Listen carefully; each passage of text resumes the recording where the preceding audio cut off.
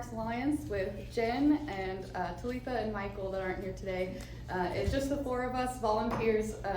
We started it nearly 2 years ago to help rebuild and reimagine our community's parks and trails system. To put it into context, I got a quote from our mayor, Henry Balanciefer. The Warrenton Parks Alliance was started to fill a gaping hole in Warrenton's civic fabric. Warrenton had built out much of its trails and parks in the 1990s and early 2000s, but the community groups that once supported them dissolved. Today, we don't have a parks department. Our public spaces rely on volunteers and community-led efforts.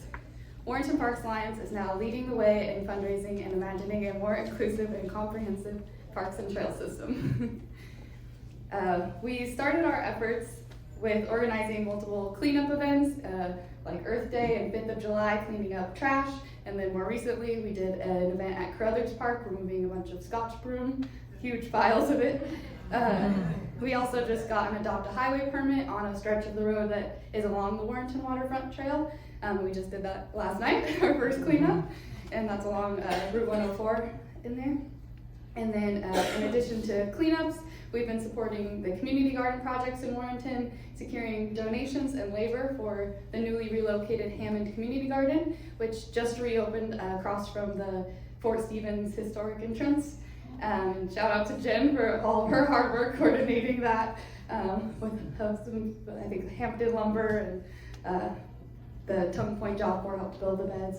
So that was really awesome. We had a lot of community coordination for that. And then we're also planning our first Halloween fun run this October, so trying to get more people out onto the trails and doing events. We're trying to coordinate with the city for their project for resurfacing the tennis and basketball courts and bringing pickleball, which everyone loves in the other local cities, so in Warrenton as well. But today we're requesting donations for our first fundraiser. We've only really had some small donations like Bottle Drop and Fred Meyer Community Rewards and things like that. So this was our very first fundraiser. We are looking to bring some outdoor exercise equipment to the Warrenton City Community Park, also known as Quincy and Bessie Robinson Park. And it would include a sit-up bench, push-up and dip station, back extension trainer, wheelchair accessible pull-up bars, and then instructional signage. And that would be able to be used by all ages and abilities. Our fundraising goal for this project is $15,000. So far we've had one generous donation of $2,500 from CMH, and so we're super grateful for that, but we need more help to make this vision a reality. A short quote from the mayor on this project specifically: while this may seem small to outsiders, for Warrenton, this is a big step in making our parks a destination for all ages, not just the stereotypical rural park users downtown. So this equipment will give people a free, accessible, outdoor way to stay active, and it's a chance for residents to improve their health, connect with nature, and build community without needing to pay for a gym membership. It might be a small installation, but its impact will be huge, especially in a town that doesn't have a parks department, and projects like this just won't happen without community support. The Warrenton Parks Alliance exists because people believed we could do more with what we have in Warrenton. With your help, we can turn a simple public space into something vibrant, healthy, and inclusive, a place where everyone, regardless of age or income, has a chance to move their body, connect with nature, and feel a part of something bigger. Thank you so much for considering us. We hope to earn your vote and bring this project to life for the people of Warrenton. You can see photos of our past events, project updates, and ways to get involved on WarrentonParksAlliance.com. Thank you.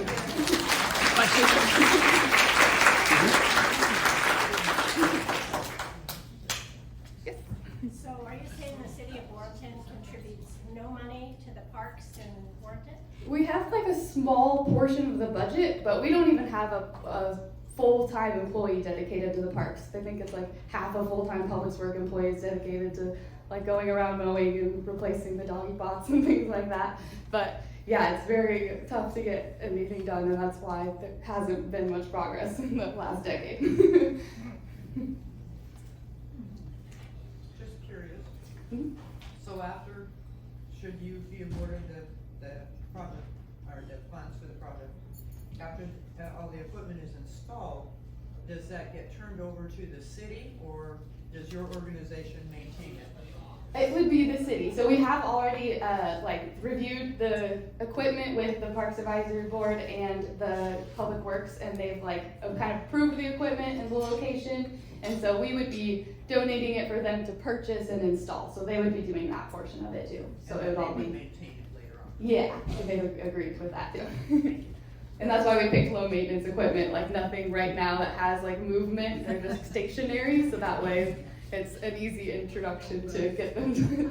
Where exactly in the park will those equipment spaces be located? We're looking to do it in between like the main playground and the ballparks. There's like a big grassy area right next to the like wheelchair parking, so it would be perfect for the wheelchair accessible parks. Yeah. Brooke, will it, all the equipment be in one area where you just move from station to station? It's not like a walk through the park? Yeah, we had talked about that when we originally were talking about putting it at Carruthers, maybe like a walkthrough, but yeah, this would be like one little section, so there would be one instructional signage and all of it in that area. Thank you.